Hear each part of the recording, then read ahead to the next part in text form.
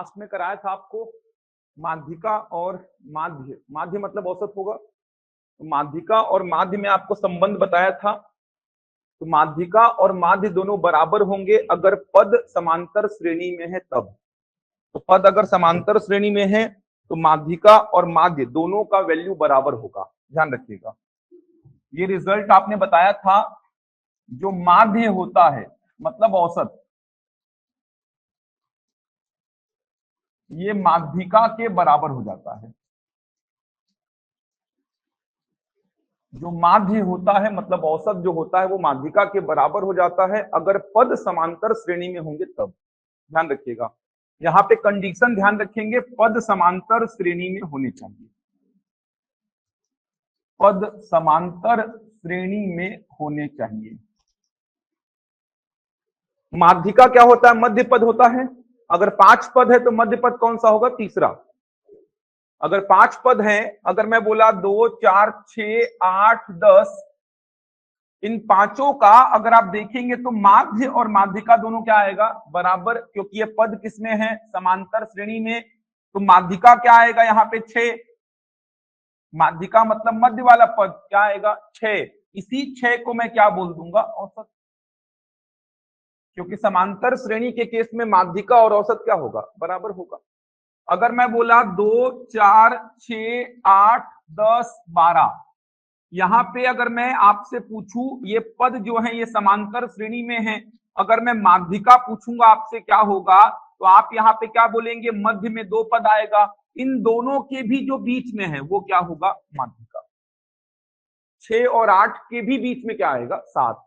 इसी 7 को मैं क्या बोल दूंगा? औसत। क्योंकि समांतर श्रेणी के केस में माध्यिका और औसत दोनों क्या होता है? बराबर। आप यहां पे ऐसा कर सकते हैं, 6 और 8 को जोड़ के 2 से भाग दे सकते हैं, तो आपको क्या मिलेगा? 7। लेकिन ऐसा करने की आवश्यकता ही नहीं है, सीधे आप क्या बोलेंगे? 6 और 8 के भी बीच में क्या होगा? 7 होगा। यहां पे तो सीधे बीच वाला पद मिल रहा है 6, लेकिन यहां पे 6 और 8 के भी बीच में कौन है? 7 है। चलो प्रश्न लिखो, इसमें दिमाग लगा के तुरंत आंसर बताएंगे मेरे को। लिखिए, 5 क्रमागत विषम संख्याओं का, 5 क्रमागत विषम संख्याओं का औसत 61 है। 5 क्रमागत विषम संख्याओं का औसत, 5 क्रमागत विषम संख्याओं का औसत 61 है। 5 क्रमागत विषम संख्याएं, क्रमागत मतलब क्या होता है? सक्सेसिव या कंसेक्यूटिव बोल दो आप, कंसेक्यूटिव बोलो ज्यादा सही रहेगा इंग्लिश में। 5 क्रमागत मतलब 5 कंसेक्यूटिव ऑड नंबर्स, क्रमागत का मतलब होगा कंसेक्यूटिव। 5 क्रमागत का मतलब समझ आ रहा है? 5 क्रमागत विषम संख्याएं मतलब क्रम से होनी चाहिए 5, ऐसा नहीं कि 1, 3, 5, 7, 9 ही होगी, बस कहीं से भी स्टार्ट होगी लेकिन क्रम से होगी 5 विषम संख्याएं। जैसे अगर मैं बोलूं 23 तो अगला 25, 27, 29, 31, कहीं से भी स्टार्ट होगी, 5 ठो क्रम से होनी चाहिए। तो 5 क्रमागत विषम संख्याओं का औसत 61 है। तो इनमें सबसे बड़ी संख्या ज्ञात करें, तो इनमें सबसे बड़ी संख्या ज्ञात करें, तो इनमें सबसे बड़ी संख्या ज्ञात करें, तो इनमें सबसे बड़ी संख्या ज्ञात करें। क्या आएगा? 5 क्रमागत विषम संख्याओं का औसत 61 है, तो इनमें सबसे बड़ी संख्या, ओम प्रकाश, सात्विक, बहुत बढ़िया, तुरंत आएगा आंसर, सोचो।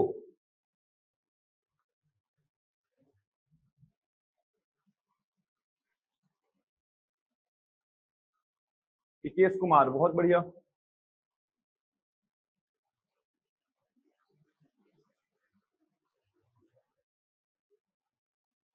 केएस, बहुत बढ़िया।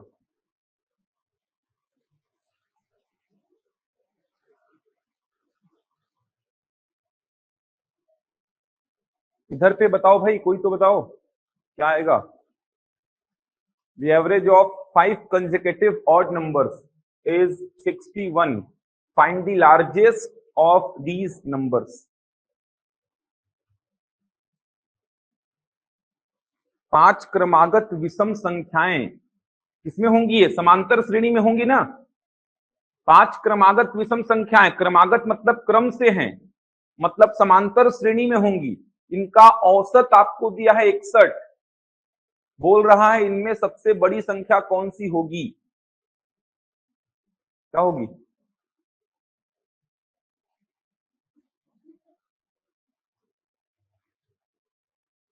क्या होगा भाई? कल आए थे ना, सोचो, ध्यान दो यहां पे।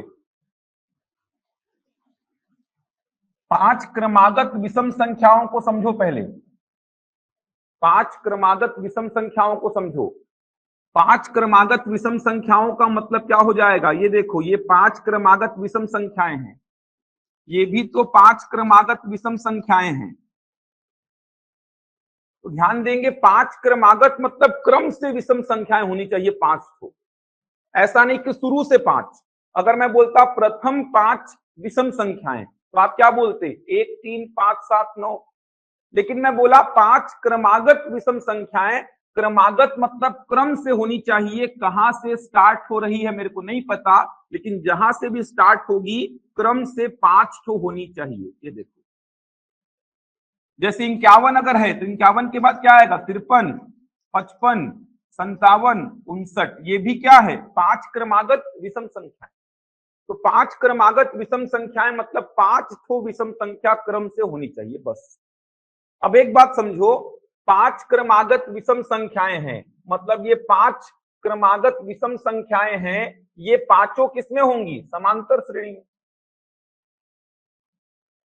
एपी में होंगी नहीं। ये कितने का डिफरेंस होगा? 2-2 का डिफरेंस होगा। 5 ठो क्रम से विषम संख्या लिखोगे तो वो समांतर श्रेणी में तो होंगी ही। अब ये पांचों किसमें हैं? समांतर श्रेणी में। इन पांचों का औसत कितना दिया है? 61। औसत ना बोलकर आप इसको क्या बोलेंगे? माध्यिका बोलेंगे, क्योंकि समांतर श्रेणी में औसत बोलो या फिर माध्यिका बोलो, बात तो एक ही है। तो इन पांचों की माध्यिका कितनी दी गई है आपको? 61। अब इन 5 पदों का माध्यिका हमेशा क्या होता है? तीसरा पद। तो तीसरा पद क्या है? 61।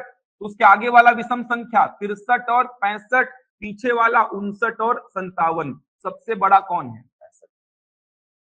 इतना सा करना है काम आपको, समझ आ रहा है? सबसे पहले आपने बोला 5 क्रमागत विषम संख्याएं हैं। अब 5 क्रमागत विषम संख्याएं मतलब किसमें होंगी? ये समांतर श्रेणी में। कैसे होंगी देख सकते हैं।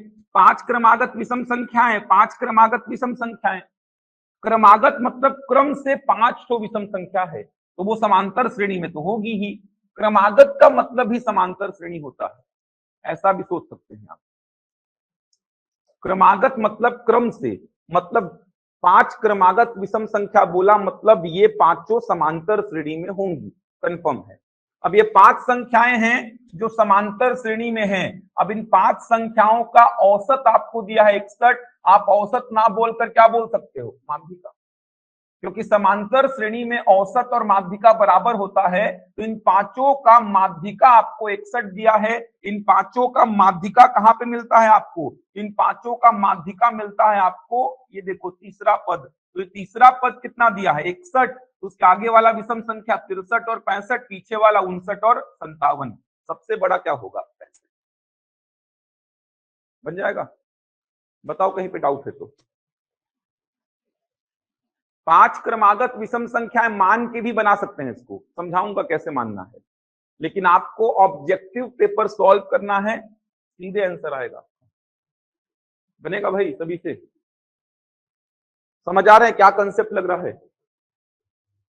समझ आ रहा है क्या कंसेप्ट लग रहा है? यहां पे आपने बोला 5 क्रमागत विषम संख्या, 5 कंसेक्यूटिव ऑड नंबर्स, मतलब ये किसमें होगा? समांतर श्रेणी में।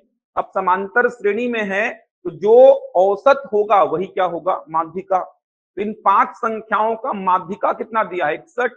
5 संख्याओं का माध्यिका हमेशा मध्य पद होता है। मध्य पद 61 है, तो आगे वाला होगा 63, आगे वाला 65, पीछे वाला 59, पीछे वाला 57। क्योंकि 5 क्रमागत विषम संख्याएं हैं, अगर ये 61 है तो आगे 63 और 65, पीछे 59 और 57।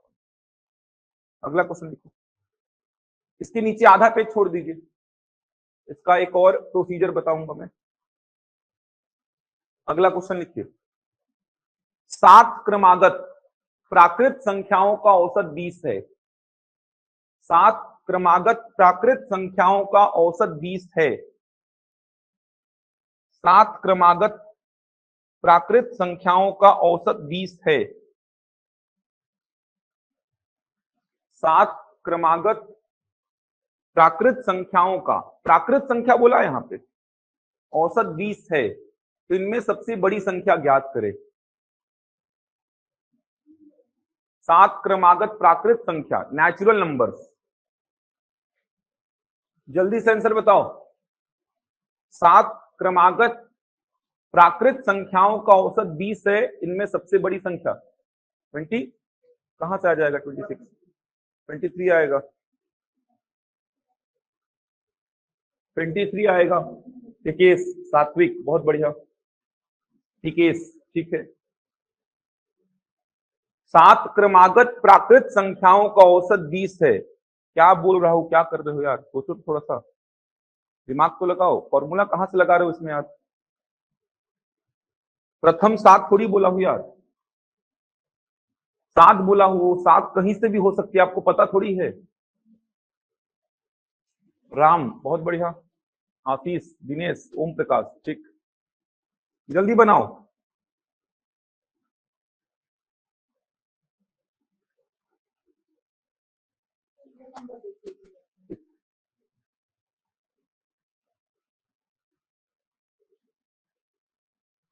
प्राकृत संख्या मतलब एक एक का डिफरेंस होता है।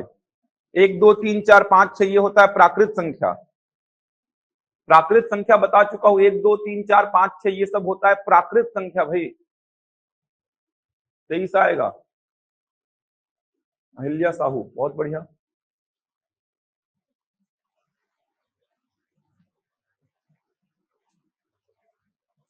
सात क्रमागत प्राकृत संख्याओं का, 7 क्रमागत प्राकृत संख्याओं का औसत आपको दिया है 20। 23 आया। n इंटू एन प्लस 1/2 क्यों लगा रहे हो यार? प्रथम n प्राकृत संख्याओं का योग है वो। प्रथम n 1 से स्टार्ट होगा तभी वो योग का फॉर्मूला वैलिड होगा। यहां पे तो ऐसा बोला ही नहीं है। यहां पे तो बोला है 7 क्रमागत प्राकृत संख्याओं का औसत 20 है। अब 7 क्रमागत प्राकृत संख्याएं किसमें होंगी? ये समांतर श्रेणी में। 7 क्रमागत प्राकृत संख्याएं अगर 1 से स्टार्ट हो रहा है तो ये है 7, लेकिन 1 से स्टार्ट होगा ऐसा बोला ही नहीं उसने। कहीं से भी स्टार्ट हो सकता है, लेकिन कहीं से भी होगा। आप देख सकते हैं क्रम से 7 लिखना है आपको, क्रम से 7। ये 7 क्रमागत प्राकृत संख्याएं हैं, ये भी 7 क्रमागत प्राकृत संख्याएं हैं। तो 7 क्रमागत प्राकृत संख्याएं मतलब ये समांतर श्रेणी में है, तो जो औसत होगा वही क्या होगा? माध्यिका। जो औसत होगा वही क्या होगा? माध्यिका होगा। क्योंकि समांतर श्रेणी के केस में औसत और माध्यिका सेम आता है। तो 7 क्रमागत प्राकृत संख्याएं हैं, ये देखो 7 क्रमागत प्राकृत संख्याएं हैं, इनका माध्यिका दिया है 20। अब 7 पदों का माध्यिका कहां पे आएगा? चौथा पद। चौथा पद 20 है तो उसके आगे वाला प्राकृत संख्या 21 22 23, पीछे वाला 19 18 और 17। सबसे बड़ा क्या है? 23 बनेगा। बहुत आसान है, देख सकते हैं दोनों प्रश्नों को। यहां पे विषम संख्या बोला है, क्रमागत विषम संख्या। क्रमागत विषम संख्या हो, क्रमागत सम संख्या हो या क्रमागत प्राकृत संख्या हो, सब किसमें होगा? ये समांतर श्रेणी में। क्रमागत मतलब क्रम से। अब क्रम से विषम संख्या लिखो, क्रम से प्राकृत संख्या लिखो, क्रम से सम संख्या लिखो, समांतर श्रेणी में आएगा। तो ये 5 पद जो है समांतर श्रेणी में है, जिनका औसत 61 है। औसत मतलब माध्यिका। इन पांचों का माध्यिका 61 है। अब इन 5 पदों का माध्यिका कहां पे आएगा? तीसरा पद। तीसरा पद 61, उसके आगे वाला 63 65, पीछे वाला 59 और 57। यहाँ पे बात किया मैं प्राकृत संख्याओं की, तो 7 क्रमागत प्राकृत संख्याएं हैं, इनका औसत 20 है। अब 7 क्रमागत प्राकृत संख्याएं मतलब समांतर श्रेणी में, इनका औसत बोलो या फिर माध्यिका बोलो, 20 है।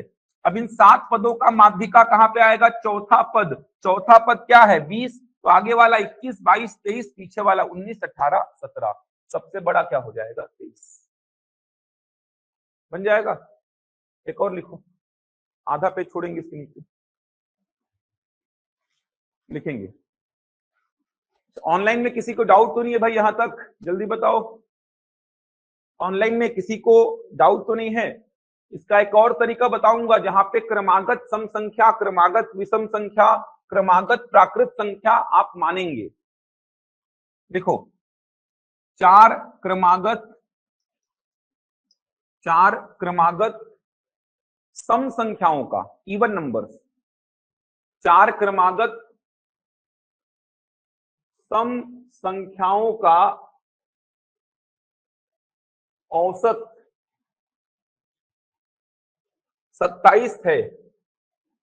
4 क्रमागत सम संख्याओं का औसत 27 है। सम संख्याएं, इवन नंबर। तो इनमें सबसे बड़ी संख्या ज्ञात करें। 4 क्रमागत सम संख्याओं का औसत 27 है, तो इनमें सबसे बड़ी संख्या ज्ञात करें। ठीक, दालीचंद, आपको कोई डाउट है क्या?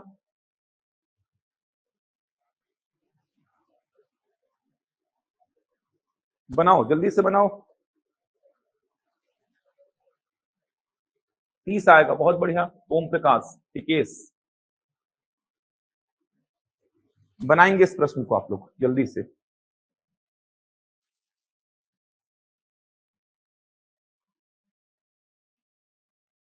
चार संख्याएं अगर हैं तो उनका माध्यिका कहां मिलेगा? सेकंड और थर्ड के भी बीच में।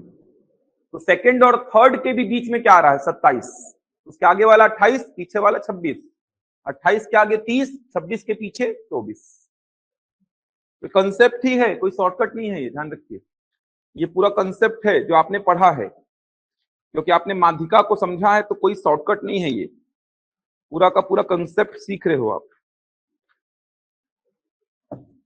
हो गया? 4 क्रमागत सम संख्याएं।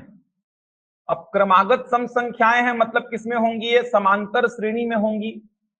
4 क्रमागत सम संख्याएं हैं मतलब ये समांतर श्रेणी में होंगी, एपी में होंगी।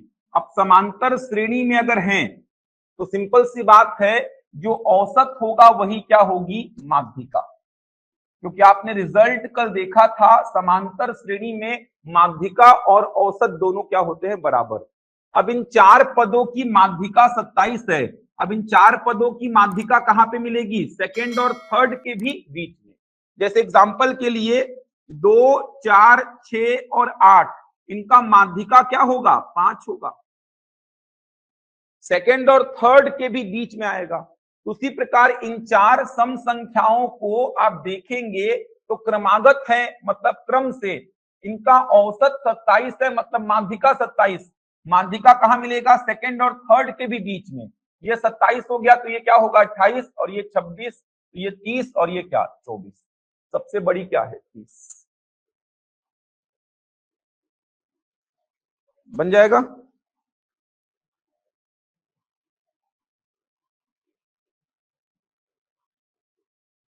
बनेगा यहां तक? एक और लिखिए बस, अंतिम प्रश्न लिखिए। ए, बी, सी, डी और ई, इसके नीचे भी छोड़ देंगे पेज। ए, बी, सी, डी और ई 5 क्रमागत विषम संख्याएं हैं। 5 क्रमागत विषम संख्याएं हैं। 5 क्रमागत विषम संख्याएं हैं। ए, बी, सी, डी और ई 5 क्रमागत विषम संख्याएं हैं, जिनका औसत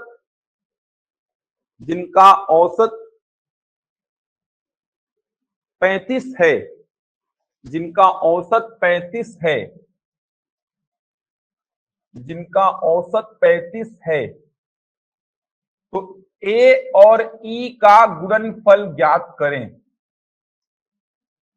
तो ए और ई का गुणनफल मतलब प्रोडक्ट ज्ञात करें। तो ए और ई का गुणनफल मतलब ए इंटू ई का वैल्यू आपको निकालना है। ए और ई का गुणनफल, ए और ई का गुणनफल ज्ञात करें। बनाओ।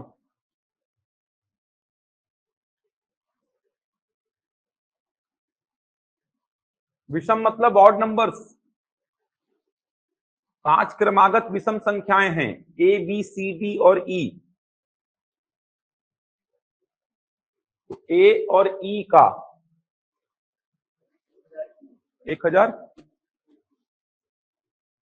ए क्या आ रहा है 29, कैसे आएगा यार?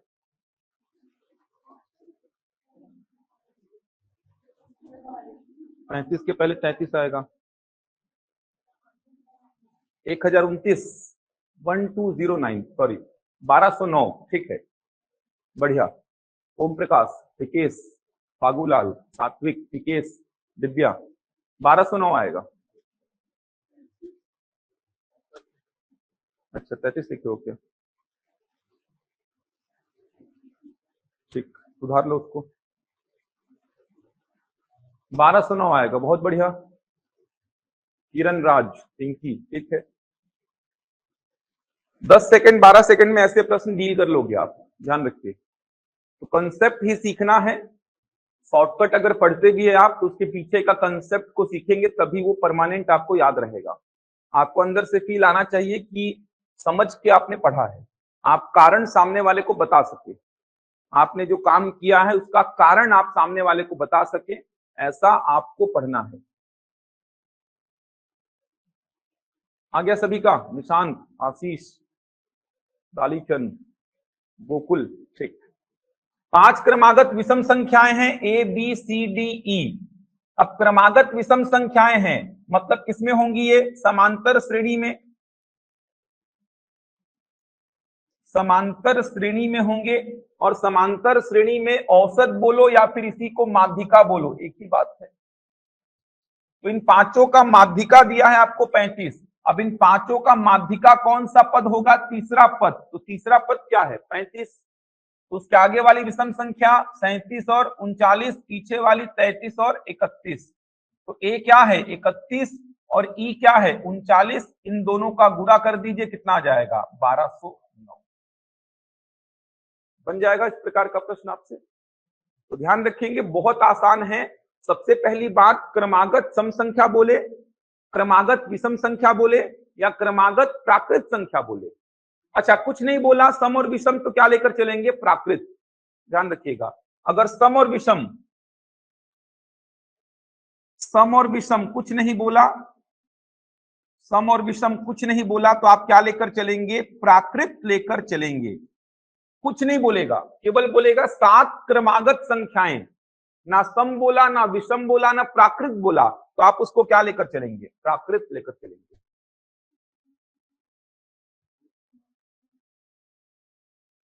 जैसे मैं बोला 7 क्रमागत संख्याएं, अब यहां पे कौन सी संख्या नहीं बोला तो आप उसको क्या लेकर चलेंगे? प्राकृत। अब क्रमागत है तो समांतर श्रेणी में तो होगा ही। तो ध्यान रखेंगे, क्रमागत सम संख्याएं बोले, क्रमागत विषम संख्या बोले, कुछ ना बोले मतलब प्राकृत संख्या, तो ये किसमें रहेंगी? हमेशा समांतर श्रेणी में। क्यों है? तो आपको समझना पड़ेगा भाई, सिंपल सी बात है। आप अगर प्राकृत संख्याओं को देखेंगे तो ये है, सम संख्याओं को देखेंगे तो ये है, विषम संख्याओं को देखेंगे तो ये है। अब क्रमागत बोलूंगा मतलब क्रम से होना चाहिए, तो क्रम से प्राकृत संख्या लिखूंगा तो एक एक का अंतर होगा, क्रम से सम संख्या लिखूंगा तो दो दो का अंतर होगा, और क्रम से विषम संख्या लिखूंगा तो भी दो दो का अंतर होगा। तो क्रमागत सम संख्या बोला, विषम संख्या बोला या प्राकृत संख्या बोला, हमेशा ये किसमें रहेगा? समांतर श्रेणी में। यहां तक देख लीजिए। अब इसका जो प्रोसीजर बुक में दिया है वो समझाऊंगा मैं, तो यहां तक एक बार देख लीजिए आप लोग। एलसीएम और एचसीएफ का प्रैक्टिस शीट मिल जाएगा यार, वो मिल नहीं रहा है। पुराना वाला प्रैक्टिस शीट कहाँ पे रखा हुआ है फोल्डर में, देखता हूँ, फिर आज नया बनवाऊंगा मैं उसको। पुराना प्रैक्टिस शीट कहाँ पे रखा हुआ है, फोल्डर कहाँ पे, मिल नहीं रहा है वो सिस्टम में। आज नया बनवाऊंगा, फिर मिल जाएगा। जितना हो रहा है उसको पढ़ते रहिए, मिल जाएगा प्रैक्टिस शीट आपको। चलो ध्यान दो। अब देखो, अगर मानना पड़ेगा आपको, अगर आपको मानना पड़ेगा, जैसे एग्जांपल के लिए मैं बोला 4 क्रमागत सम संख्या, अगर आपको मानना पड़े, 4 क्रमागत सम संख्या अगर आपको मानना पड़े, मेरा उद्देश्य केवल यह है कि आप सीख पाए कि कैसे मानते हैं 4 क्रमागत सम संख्या, विषम संख्या, प्राकृत संख्या। प्रश्न तो आप ऐसे डील कर लेंगे, सबसे आसान तो यही तरीका है, एग्जाम में यही काम करना है। लेकिन कुछ प्रश्न आएंगे जहां पे आपको मानना ही पड़ता है। क्रमागत सम संख्याएं, क्रमागत विषम संख्याएं, क्रमागत प्राकृत संख्याएं अगर माननी पड़ेंगी तो किस प्रकार मानेंगे, वो सिखा रहा हूं आपको। तो 4 क्रमागत सम संख्या अगर आपको माननी पड़ेगी तो कैसे मानेंगे, ध्यान दीजिए। सम संख्याओं के बारे में आपको पता है, 2 4 6 8 ये सब होता है। 2 क्रमागत सम संख्या, 2 क्रमागत सम संख्या, ये देखो कहीं से भी उठा लो, 2 क्रमागत सम संख्या, ये सभी एग्जाम्पल्स हैं 2 क्रमागत सम संख्याओं के। तो ये 2 क्रमागत सम संख्याएं लिखी हुई हैं। अब 2 क्रमागत सम संख्याओं में हमेशा अंतर कितने का होगा, 2 का। 2 और 4 में अंतर कितने का है, 2 का। 10 और 12 में 2 का। 52 और 54 में 2 का। तो कोई भी 2 क्रमागत सम संख्या उठा लो, 2 क्रमागत सम संख्या, अंतर हमेशा कितने का रहेगा, 2 का। तो अगर मेरे को 4 क्रमागत प्राकृत संख्या माननी है, पहले वाले को मैं क्या बोला, x, तो इसके आगे वाली सम संख्या क्या होगी, x+2। इसके आगे वाली क्या होगी, x+4। आगे वाली क्या होगी, x+6। समझ आ रहा है। खुद सोचो, अगर ये है 10 तो ये कितनी होगी, 12। ये कितनी होगी, 14। और ये कितनी, 16। अगर ये है मान लो 24 तो ये क्या होगी, 26। ये क्या होगी, 28। ये क्या होगी, 30। तो 4 क्रमागत सम संख्या अगर आपको मानने बोलूंगा मैं, तो आप ऐसा मान सकते हो। 2 क्रमागत सम संख्या में कितने का अंतर होता है, 2 2 का। तो केवल आपको ध्यान देना है, 2 का अंतर है, 2 का अंतर है, और यहां पे भी कितने का अंतर है, 2 का। अब ऐसा नहीं कि केवल यही मानना है, आपका जो मन करता है वो मानो, आपका जो मन करता है वो मानो। ध्यान आपको क्या देना है, 2 2 का अंतर होना चाहिए। ये देखो, आपका मन किया कि पहली सम संख्या को मैं x+1 मानूंगा, मान लो, लेकिन अगला क्या मानोगे, x+3। अगला क्या मानोगे, x+5। अगला क्या मानोगे, x+7। ऐसा भी मान सकते हो। ऐसा नहीं कि सर ये तो विषम संख्या में मानना है। आप खुद सोचो ना, अगर x+1 का वैल्यू क्या है, 10। अगर ये वैल्यू 10 है तो ये क्या होगी, 12 ही तो होगी। ये क्या होगी, 14 ही तो होगी। ये क्या होगी, 16 होगी। अगर x+1 को पहली विषम संख्या बोल रहा हूं 10, तो x+3 क्या होगा, 12। ये क्या होगा, 14। और ये क्या होगा, 16। जो मन करता है वो मानो, केवल 2 2 का अंतर देते चलना है आपको। तो ऐसा नहीं कि याद करना है आपको, यही मानना पड़ता है। जो मन करता है वो मानो। 4 क्रमागत सम संख्याएं अगर आपको माननी है, जो मन करता है वो मानो। ये मानना है तो ये मान लो, ये मानना है तो ये मान लो। जो मन करता है वो मानो। अंतर कितने का देना है आपको, 2 2 का। आपका मन किया कि पहली सम संख्या को मानूंगा x+10, मान लो, लेकिन अगली को क्या माननी पड़ेगी, x+12। अगला x+14। अगला x+16। ये मान के बनाओगे तो भी आंसर सेम आएगा। समझ आ रहा है। 4 क्रमागत सम संख्याओं का मतलब 2 2 का अंतर देना है, बस इतना ध्यान देना है आपको। तो पहले को अगर मैं x बोला तो अगले को x+2 बोलूंगा, अगले को x+4, अगले को x+6। x+1 बोला तो x+3, x+5, x+7। x+10 बोला तो x+12, x+14, x+16। समझ पा रहे हो। ऐसा नहीं मान सकते आप कि x बोला और उसके बाद क्या आ गया, x+1। ये नहीं मान सकते। डिफरेंस कितने का हो गया है? 1 का। जबकि दो क्रमागत सम संख्या में अंतर कितने का होता है? 2 का होता है। इन दोनों में 2 का, इन दोनों में 2 का, इन दोनों में 2 का। यहां पे भी सेटिस्फाइड हो रहा है। यही सेम बात क्रमागत विषम संख्या में भी लागू होगी। यही सेम बात क्रमागत विषम संख्या में भी लागू होगी। सेम ऐसा ही क्रमागत विषम संख्याओं को मान सकते हैं आप, क्योंकि दो क्रमागत विषम संख्या बोलूंगा तो यहां पे भी कितने का अंतर होता है? 2 का। ये देखो, कोई भी दो क्रमागत विषम संख्या लिख लो, अंतर कितने का होता है? 2 का होता है। तो अगर ये मान लो 11 है तो ये क्या होगा? 13। ये क्या होगा? 15। और ये क्या होगा? 17। अगर ये मान लो एग्जाम्पल के लिए 11 है तो ये क्या होगा? 13। अगर x + 1 11 है तो ये 13 होगा, ये 15 होगा और ये क्या होगा? 17 होगा। तो सम संख्या बोले और विषम संख्या बोले सेम ऐसा मान लेना। जो मानना है, जहां से मानना है वहां से मानो, कोई प्रतिबंध आपके ऊपर नहीं है। रटना मत बिल्कुल भी, मैथ्स को समझ के पढ़ना। ऐसा नहीं कि यही मानना है सम संख्या में और यही मानना है विषम संख्या में, ऐसा बिल्कुल नहीं है। जो मानना है वो मानो, केवल दो दो का अंतर देते चलना है। अब बात करूंगा मैं क्रमागत प्राकृत संख्या की। क्रमागत प्राकृत संख्या की बात करूंगा तो आपको पता है प्राकृत संख्या क्या होती है? ये होती है। अब अगर मैं बोला पहली प्राकृत संख्या x है तो अगली क्या होगी? x + 1। दो क्रमागत प्राकृत संख्या में कितने का अंतर होता है? 1 का अंतर होता है। तो अगर पहले को x बोला तो अगले को क्या बोलूंगा? x + 1, x + 2, x + 3। ये देखो, समझ आ रहा है? सम संख्या और विषम संख्या अगर बोला, दो दो का अंतर देते चलना है। प्राकृत संख्या में कितने का अंतर देना है? 1 का। अब देखो प्रश्न कितना आसानी से बनेगा। पहले प्रश्न में आ जाता हूं, बाकी को आप लोग करेंगे सॉल्व। देखो ध्यान दो, इसको मैं सॉल्व करके बता रहा हूं। 5 क्रमागत विषम संख्याओं का औसत कितना है? 61। मान लेता हूं मैं 5 क्रमागत विषम संख्याएं। ये देखो ऐसा मान लूंगा, कोई समस्या नहीं है ऐसा मानने में, मान सकता हूं ना ऐसा। ये हो गया 5 क्रमागत विषम संख्या। x मान लो अगर है तो उसके बाद क्या होगा? x + 2, x + 4, x + 6, x + 8। इनका औसत निकालते हैं। अब ध्यान देना, यहां पे औसत निकालने का 3 ठो तरीका है। सभी परिमाणों का योग बटे परिमाणों की संख्या, प्रथम पद प्लस अंतिम पद बटा 2, ये भी कर सकता हूं। या सीधे सीधे इसी को क्या बोल दूंगा मैं? औसत। माध्यिका ही क्या होगा? औसत। और माध्यिका क्या है यहाँ पे? x + 4। तो मैं सेकंड वाले तरीके को लेके चल रहा हूं, प्रथम पद प्लस अंतिम पद बटा 2।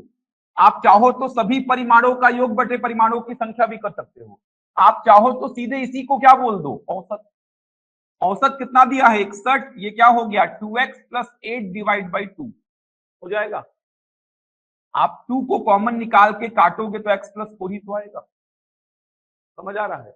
2 को कॉमन निकाल दो, ऊपर से क्या बचेगा? x + 4। नीचे वाले 2 से ऊपर वाला 2 क्या होगा? कैंसिल।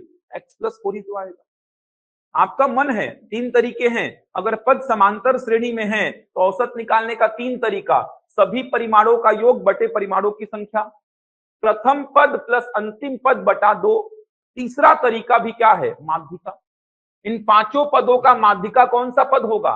तीसरा पद होगा, उसी को औसत बोल देना। मैं दूसरे वाले तरीके को लेके चल रहा हूं, थोड़ा सा कैलकुलेशन करना है मेरे को। ये पहला पद प्लस अंतिम पद बटा 2 कितना हो जाएगा? 122 बराबर कितना? 2x + 8। 122 में से 8 घटेगा ना, कितना आएगा? 114 बराबर कितना? 2x।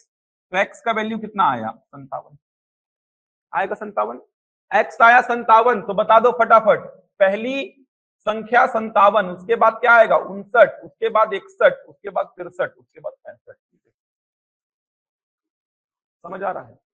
मेरा मेन उद्देश्य यहाँ पे आपको क्रमागत सम संख्याएं, क्रमागत विषम संख्याएं, क्रमागत प्राकृत संख्याएं ये कैसे मानते हैं वो सिखाना है।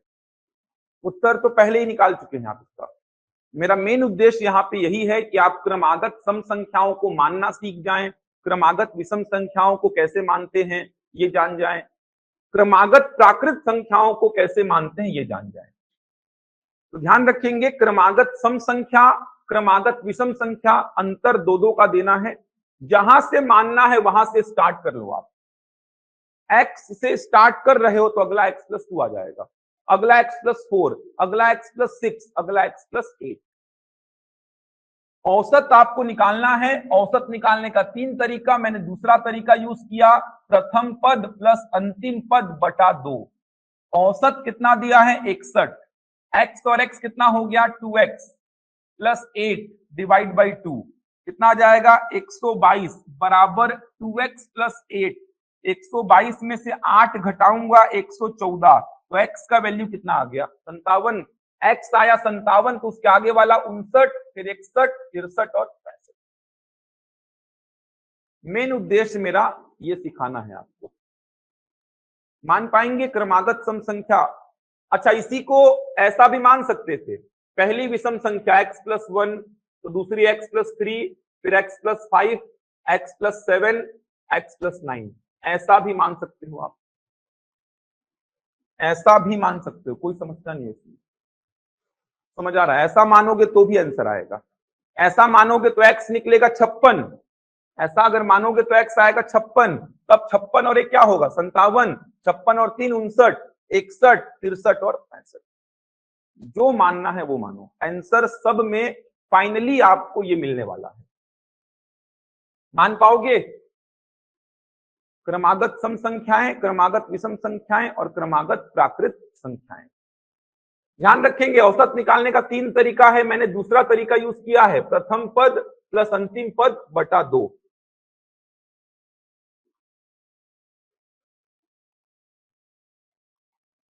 चलो इसका बनाओ आप लोग, इसका प्रोसीजर यूज करके आंसर निकाल लो। चेक करूंगा कॉपी अभी। इसको सॉल्व करो। 4 क्रमागत सम संख्याओं का औसत 27, वो वाले प्रश्न का आंसर निकालो भाई, प्रोसीजर फॉलो करके पूरा।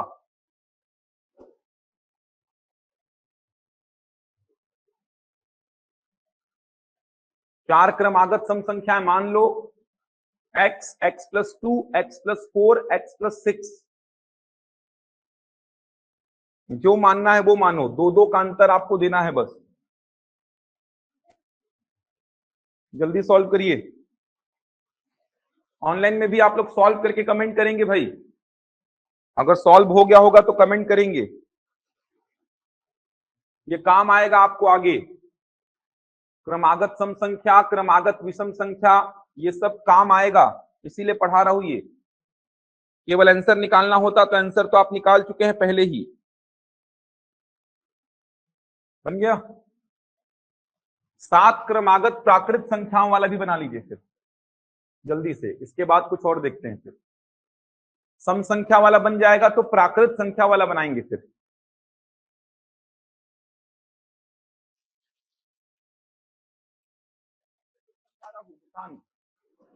बिल्कुल कर सकते हैं, हाँ बोला ना मैंने। ये देखिए यहाँ पे औसत अगर इन पांचों का लिखना है तो सीधे आप औसत बराबर क्या लिखेंगे x प्लस 4। ये देखिए 5 लोगों का माध्यिका कहाँ पे मिलेगा, तीसरा में मिलेगा। अब ये औसत कितना दिया है, ये औसत दिया 61, ये देखो सीधे x का वैल्यू कितना मिल गया 57। कर सकते हो बोला तो, मेरे को थोड़ा कैलकुलेशन दिखाना था यहाँ पे, इसीलिए मैंने सेकंड वाला तरीका यूज किया। समांतर श्रेणी में अगर पद हैं तो आपके पास 3 तरीके हैं, सभी परिमाणों का योग बटे परिमाणों की संख्या करो, प्रथम पद प्लस अंतिम पद बटा 2 करो, या फिर सीधे सीधे मध्य पद को उठा लो, तीनों ही औसत है। बन गया भाई ये वाला? जल्दी कमेंट करो ऑनलाइन में। ये बना सभी से? 4 क्रमागत सम संख्याओं का औसत 27 है, तो आपने मान लिया होगा ऐसा। 4 क्रमागत सम संख्याएं इस प्रकार से मान लो, x से स्टार्ट करो, x, x plus 2, x plus 4, x plus 6। जल्दी बताओ भाई ऑनलाइन में बना कि नहीं। अब इनका औसत सेकंड वाला तरीका यूज कर रहा हूं, प्रथम पद प्लस अंतिम पद बटा 2। औसत कितना है, तो औसत आपको दिया है 27, ये हो गया 2x प्लस 6 डिवाइड बाई 2। 27 दूनी कितना हो गया 54 बराबर 2x प्लस 6। 54 में 6 को माइनस किया 48, तो x का वैल्यू कितना आ जाएगा 48 बटा 2 मतलब 24। x आया 24, तो फटाफट बता देंगे 24 26, 28 और 30।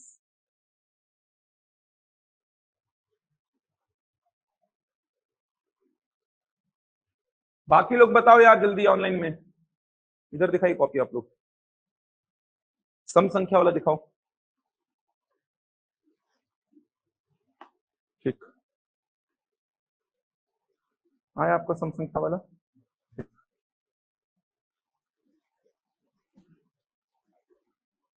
ठीक है, इधर आपका आया सम संख्या वाला, आपका बना, बनाइए। फिर क्या कर रहे हैं, क्या दिक्कत है बताइए। 4 क्रमागत सम संख्या मान लिए होंगे, x x प्लस 2, ये वाला बोला था ना, बनाइए, ट्राई करिए, बनेगा, सीखना पड़ेगा ये भी।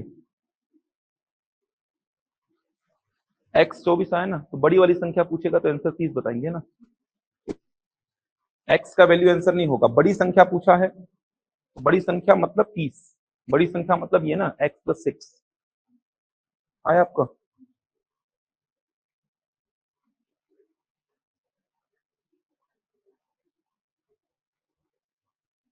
सॉल्व करो, x कितना है 24, x 24 आया तो 24, 26, 28 और 30। ठीक,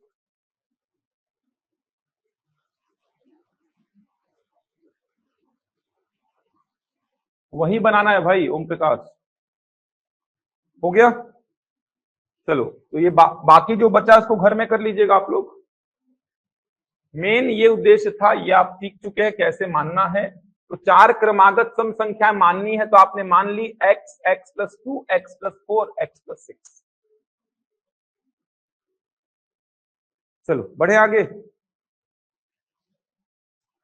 चलो इसके आगे देखो, इस प्रकार के प्रश्न आपसे बन जाएंगे। नोट करके 2 फॉर्मूले लिखने हैं आपको योग के, योग के 2 फॉर्मूले आपको लिखने हैं, योग के फॉर्मूले लिखने हैं आपको। ये बना लेंगे ना 7 क्रमागत प्राकृत संख्या वाला, यहां मान लेंगे 7 क्रमागत प्राकृत संख्या x x plus 1, x plus 2, x plus 3, x plus 4, x plus 5 और x प्लस 6, ये मान लेंगे 7 क्रमागत प्राकृत संख्या। मानना केवल सीख जाओ, किसी एक का यूज करके बना लेना। अब इनका औसत निकालने का पहला तरीका सभी परिमाणों का योग बटे परिमाणों की संख्या, दूसरा तरीका प्रथम पद प्लस अंतिम पद बटा 2, तीसरा तरीका मध्य वाला पद उठा लो। आपका मन है, आपका जो तरीका यूज करना है उससे बनाओ। एग्जाम में तो सीधे बना लेंगे आप, 10 सेकेंड में बन जाएगा आपसे। ये फॉर्मूला आपको पता होगा, ये बता चुका हूं, 1 से लेके n तक की प्राकृत संख्याओं का योग, याद है ना ये बता चुका हूं ना। प्रथम n प्राकृत संख्याओं का योग, याद है, पढ़ाया हूं ना इसको। दूसरा फॉर्मूला लिखिए, ये पढ़ा चुका हूं। दूसरा फॉर्मूला, प्रथम n प्राकृत संख्याओं के वर्गों का योग, प्रथम n प्राकृत संख्याओं के वर्गों का योग, sum of the squares of first n natural numbers, sum of the squares of first n natural numbers, प्रथम n प्राकृत संख्याओं के वर्गों का योग। इसको याद रखना ही पड़ेगा, इसका कोई अल्टरनेटिव नहीं है भाई। ये देखो n स्क्वायर तक जा रहा है, ये 1 square, 2 square, 3 square, 4 square, n square तक जा रहा है। इसका योग, इसका योग लिखेंगे, क्या होता है ये, n into n plus 1 into 2n plus 1 divide by 6, n into n plus 1 into 2n plus 1 divide by 6। योग का फॉर्मूला है ये, योग का। औसत में काम पड़ता है योग का, क्योंकि ऊपर क्या होता है, सभी पदों का योग, तो इसका कोई अल्टरनेटिव नहीं है। फॉर्मूला आपको याद रखना ही पड़ेगा। तो प्रथम n प्राकृत संख्याओं के वर्गों का योग। ध्यान रखेंगे फॉर्मूला तभी वैलिड होगा जब संख्याएं कहां से आरंभ होंगी, 1 से। समझ आ रहा है? क्योंकि बोल क्या रहा है, प्रथम n प्राकृत संख्याओं के वर्गों का योग। एक और लिखिए, प्रथम n प्राकृत संख्याओं के घनों का योग। प्रथम n प्राकृत संख्याओं के घनों का योग। Sum of the cubes of first n natural numbers. प्रथम n प्राकृत संख्याओं के घनों का योग। 1 cube plus 2 cube plus 3 cube plus 4 cube, ये जा रहा है n क्यूब तक। इसका फॉर्मूला होता है n into n plus 1 divide by 2 पूरे का स्क्वायर।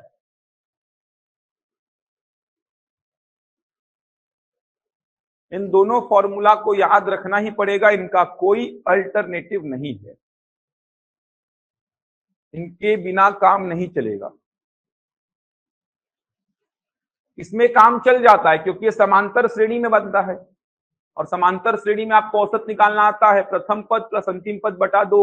इस फॉर्मूले को यूज किए बिना भी आप औसत बता दोगे, लेकिन इन दोनों में आपको कोई अल्टरनेटिव नहीं मिलने वाला है। दोनों फॉर्मूला तभी वैलिड होगा जब प्राकृत संख्या कहां से स्टार्ट होगी, 1 से। अगर मैं ऐसा लिख दिया, ये देखो, अगर मैं ऐसा लिख दिया तो यहां पे फॉर्मूला वैलिड नहीं होगा, क्योंकि फॉर्मूला बोल क्या रहा है, प्रथम n प्राकृत संख्याओं का योग। प्रथम n प्राकृत संख्याओं का योग, 1 से कहां तक, n तक योग निकालो। प्रथम n प्राकृत संख्याओं के वर्गों का योग, तो 1 से n तक की संख्याओं के वर्गों का योग। प्रथम n प्राकृत संख्याओं के घनों का योग, तो 1 से n तक की प्राकृत संख्याओं के घनों का योग। 3 फॉर्मूले हैं, ये सीधे सीधे प्राकृत संख्याओं का योग, ये उनके वर्गों का योग, और ये क्या है, उनके घनों का योग। तीनों फॉर्मूला तभी लगेगा जब प्राकृत संख्या 1 से आरंभ होगी। यहां पे 1 से आरंभ होगी, यहां पे भी 1 से आरंभ होगी, और यहां पे भी 1 से आरंभ होगी। यहां पे सीधे सीधे प्राकृत संख्याओं का योग है, यहां पे उनके वर्गों का योग है, और यहां पे उनके घनों का योग। अब प्रश्न कैसे बनेगा, ध्यान दो, यहां पे ध्यान दो। एक प्रश्न, जैसे मान लीजिए मैं आपको बोला 1 स्क्वायर, 2 स्क्वायर, 3 स्क्वायर, 4 स्क्वायर, ये जा रहा है 10 स्क्वायर तक। इन संख्याओं का औसत निकालना है आपको, इन संख्याओं का आपको औसत निकालना है। तो आप क्या बोलेंगे यहां पे, औसत निकालने के लिए, अब देखो ये समांतर श्रेणी में तो है नहीं, ये 1 है, ये 4 है, ये 9 है, ये 16 है, समांतर श्रेणी में नहीं है ये। अब समांतर श्रेणी में नहीं है तो औसत निकालने का केवल एक ही तरीका है, ये देखो, औसत निकालने का एक ही तरीका, सभी परिमाणों का योग बटे परिमाणों की संख्या। यही तो करोगे अब। पहला फॉर्मूला जो कि हर जगह लगता है, सभी परिमाणों का योग बटे परिमाणों की संख्या। अब इनको लिख लिख के जोड़ना लेंदी कम हो जाएगा, क्योंकि 10 के जगह 20 भी हो सकता था, 40 भी हो सकता था, तो लिख लिख के जोड़ना लेंदी काम हो जाएगा। तो यहां फॉर्मूला लगाओ, फॉर्मूला आपको याद होना चाहिए योगफल का। ये देखो, ये जो योगफल का फॉर्मूला था वो क्या था, n into n plus 1 into 2n plus 1 divide by कितना, 6, योगफल का फॉर्मूला। तो n कितना है, 10। देखो क्या लिखूंगा, 10 इंटू 10 और 1 कितना, 11 इंटू 2n मतलब कितना, 20, 20 और 1 21 बटा 6, ये हो गया योगफल। और ये 10 क्यों लगाया हूं, क्योंकि औसत निकालना है तो परिमाणों की संख्या लिखना पड़ेगा। समझ पा रहे हैं? ये जो है योगफल सीधे बता दिया। ये देखो कैसे बताए, n का वैल्यू 10, ये देखो n का वैल्यू 10, n प्लस 1 कितना हो जाएगा, 10 और 1 11, 2n प्लस 1 तो 2 दहम 20, 20 और 1 कितना, 21 बटा 6। ये हो गया 1 से 10 तक की प्राकृत संख्याओं के वर्गों का योग। तो ये योग आपने बता दिया फॉर्मूले से, ये है योग और ये 10 परिमाणों की संख्या वाला है, 10 से 10 खत्म, 11 गुणा 21/6। सिंप्लीफाई कर लीजिए, बनेगा 3 दूनी 6, 3 7 21, कितना आएगा 77/2, कितना आ जाएगा देखो 38.5। ऐसे निकालना है आपको। यहाँ पे तो संख्याएं फिर भी 10 हैं, हो सकता है 40 तक रहेंगी, तो वहां पे लिख लिख के जोड़ना संभव नहीं है, तो योगफल का फॉर्मूला आपको पता होना चाहिए। और यहाँ पे समांतर श्रेणी में भी नहीं लग रहा है, ये समांतर श्रेणी में भी नहीं है, जिससे आप समांतर श्रेणी वाले को यूज कर लो, प्रथम पद प्लस अंतिम पद बटा 2। आप खुद देखो ये कितना है 1, ये कितना है 4, ये कितना है 9, ये 16, समांतर श्रेणी में है क्या? नहीं है। तो आपको एक ही तरीका यूज करना है, सभी परिमाणों का योग बटे परिमाणों की संख्या। अब सभी परिमाणों का योग आपने किया तो यहाँ पे 1 से लेकर 10 तक की प्राकृत संख्याओं के वर्गों का योग सीधे फॉर्मूले से निकालेंगे, n into n plus 1 into 2n plus 1 divide by 6। ये 10 से 10 खत्म, इसको सिंप्लीफाई किए 38.5 आ गया, बनेगा। पिछले साल व्यापम के एग्जाम में पूछा गया था पटवारी में, लिखेंगे उस प्रश्न को। 2-3 प्रश्न लिखिए होमवर्क। ऑनलाइन में यहां तक बन जाएगा भाई सभी से, जल्दी कमेंट करो। तो योगफल का फॉर्मूला ध्यान रखेंगे भाई।